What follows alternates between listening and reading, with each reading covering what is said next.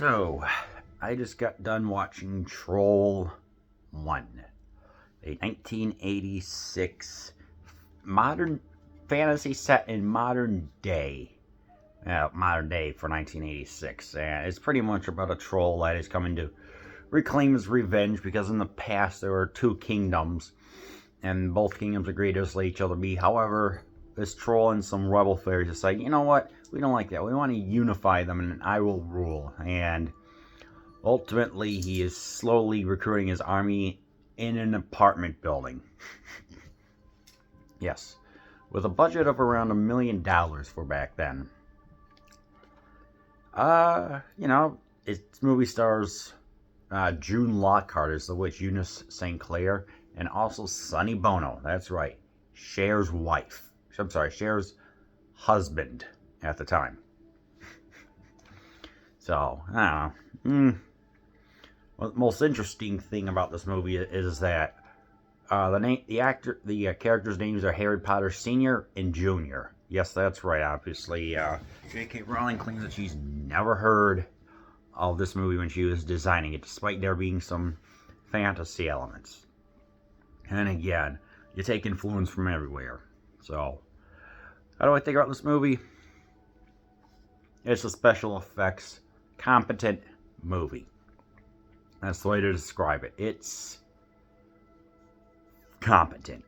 Obviously, everything was done with practical effects, so that means all the trees, all the troll creatures are done, or either people in costumes or animatronics, and that's what really steals the show here. I mean, also there are two kids in here, and they're more than just one-dimensional. There's actually range and emotion. So at least there is some. The characters are believable. They're an everyday family. Little brother cares about the little sister, as the little sister kind of gets, I don't know, bewitched or possessed by a troll. Starts acting unorthodox, wanting rat burgers from the little diner that the father goes to. So it's like, an all-American family that moves into a new neighborhood. Obviously, there are going to be some parts that stand out. It's like, there are some trolls that are singing to a song, but they can only grunt because I think it was hard to move inside the costume. So, that's fine. There's a scene where slowly this plant thing comes to life, and it is actually some really nice stop motion. I mean, yes, it's like, okay, let's get the image, let's show it moving a little bit, stop, show it moving a little bit, stop, motion, get it. And, it's pretty cool just to see like how lavish the sets are, because the sets of this are really great, because it is meant to feel like a fantasy world with the trees and potted plants and everything else. So I found that to be pretty cool. It was just because this movie is 82 minutes long, so I guess thematically it kind of deals with like how children may have a hard time adjusting to a new move. I mean, even if you just move within the same city, when they get used to being to a place for so long, they're going to have difficulties. So I guess that was like one of the main themes. So I felt like it would, however, I did feel like that this movie was trying to balance both comedy and horror.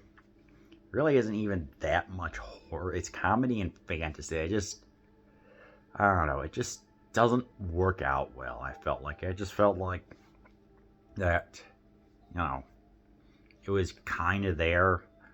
I just had a problem with just how the genres weren't balanced. I was like, just stick to the fantasy, and maybe with the family drama, maybe just focus more on that than attempts to be funny, because Sonny Bono plays a mustachioed man trying to get his way with the ladies. So it's like, are you trying to be a family comedy? Are you trying to appeal to adults? It's like, what are you? I don't know. I just feel like this movie's all over the place. It just feels kind of sloppy.